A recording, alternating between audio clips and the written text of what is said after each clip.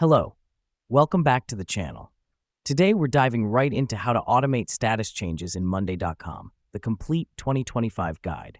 Our first step is to open your Monday.com board and click on the automation icon on your board's upper menu. This is where all the magic happens. Automating status changes allows your tasks to progress automatically based on predefined triggers, saving you precious time.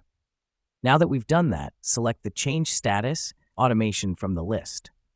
The reason we do this is to set up the parameters for when and how the status should change.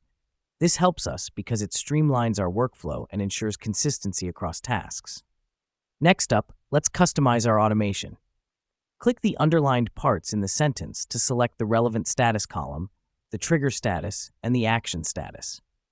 This is the crux of the process.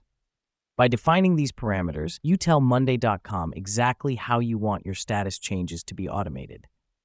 Once you've selected the necessary details, don't forget to hit Add to Board. This step is crucial because it activates the automation on your board. Without it, your settings won't be implemented. Let me explain why this matters. When you automate status changes, you're essentially creating a self-driving system within your Monday.com board.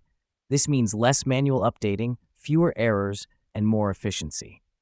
Here's what's happening behind the scenes. Whenever a condition you've set is met, the automation kicks in and updates the status accordingly. And there you have it. You've successfully automated your status changes. Remember, the key to getting the most out of this feature is to set your parameters to best match your workflow.